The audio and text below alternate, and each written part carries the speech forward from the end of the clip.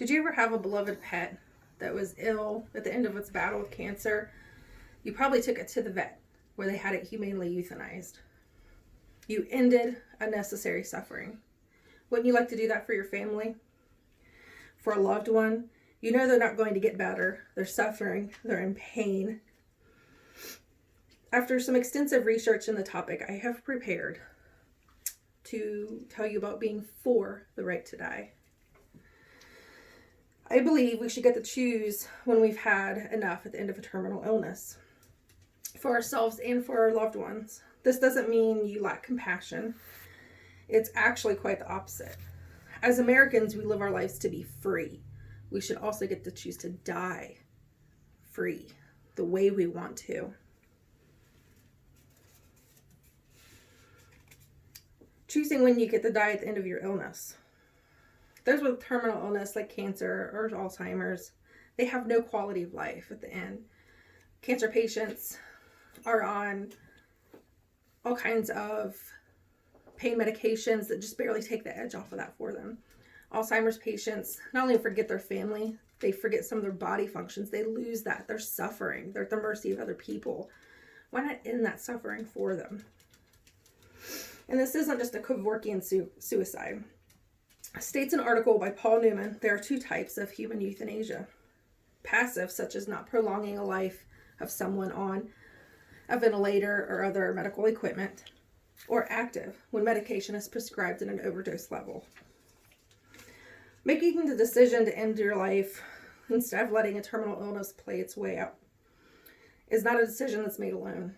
It is made with your doctors and counselors to go through to make sure that you are of sound mind to make this big decision. If you're a family member trying to make this decision for a loved one and you feel like you are lacking compassion because you're trying to end someone's life, in fact, you're actually doing the opposite. There's nothing more compassionate you can do for someone than to stop their suffering.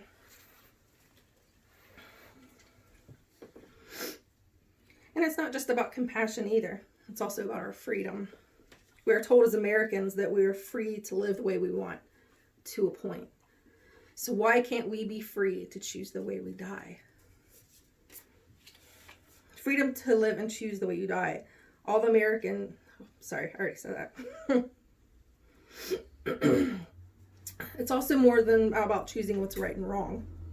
It's about letting someone who's lived a life of dignity die with that same dignity. Letting people have a choice gives them back a feeling of control in their life that illness has taken away. Choosing what's right and wrong. According to an article about flow psychology, the term euthanasia literally means good death. I believe it was Greek. How can we say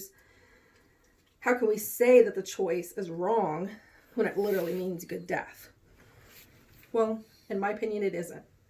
There are currently only 3 states that agree with a good death. They are Vermont, Oregon, Washington. Many people struggle on this topic not only because of the issue of whether or not it's right or wrong, or about compassion, but because of their religious beliefs. Religion plays a big role in voluntary euthanasia. They see it as suicide and one of the biggest sins. But if you look in the Bible, there are 7 documented suicides. One of the most prominent is about Samson, whose suicide was not seen as a sin, but seen as noble. Remember, we're not talking about just ending one's own life because you feel you're in despair. We're talking about ending suffering. To add religion to a decision for voluntary euthanasia to make people suffer unimaginable pain is a mockery to being a free human. There's no one person who can understand the depth and the suffering that another person feels. Choosing how you get to die at the end of a painful or debilitating illness should be your right. Not only are you showing dignity and compassion for yourself, but for your family. You're not just ending your suffering, you're ending their suffering as well. HealthSearchFunding.org states that when a survey was performed in 2014, 42% of Americans says that they would like to choose the right to die in case of a terminal illness. Yet, the same question was asked of those terminally ill patients, and the number rose to 86%. We need to look ahead and follow the steps of other countries like the Netherlands and give Americans this important right to live and die the way they choose.